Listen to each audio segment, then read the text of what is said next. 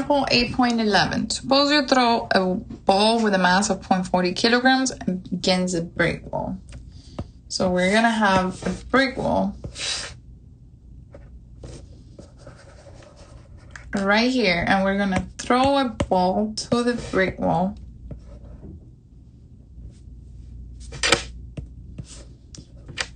And the mass of the ball is going to be 0.40 kilograms. It hits a ball moving horizontally to the left at 30 meters per second. So the velocity of the ball is going to be 30 meters per second. And rebounds horizontally, right? The ball is going to rebound horizontally to the right at a velocity of 20 meters per second. Find the impulse of the force exerted on the ball by the wall. And if the ball is in contact with the wall for 0.010 seconds, find the average force on the ball during the impact. Okay.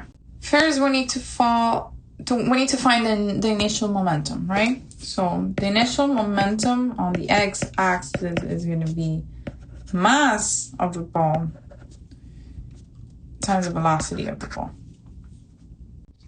So the initial momentum is going to be 0.40 times 30.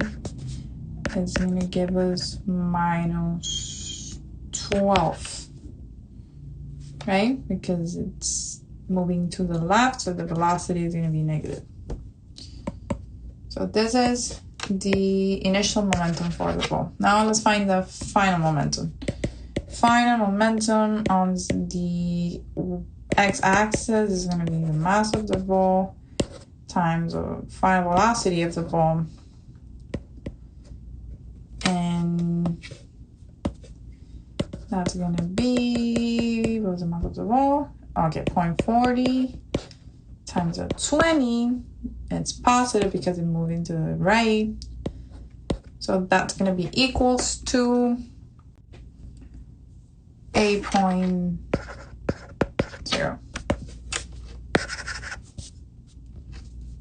So given the initial and final momentum, we need to find the change in momentum, right? Change in momentum is going to be the final momentum minus the initial momentum. That's going to be equals to, that's going to be equal about 20 kilograms meters per second, which this is going to be equals to the impulse of the ball. So this is going to be equals to the impulse. And now we need to find the average force, right? So we know that the impulse is going to be, it's equal to the average force times the change in time. So we can find the average force dividing the impulse by the change in time.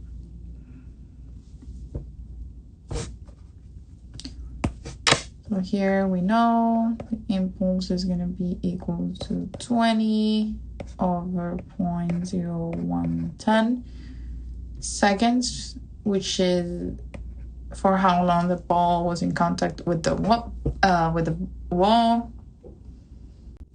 So that's going to give us a result of 2,000 newtons, which is the average force on the ball during the impact. Example 8.13. The impulse of the ball.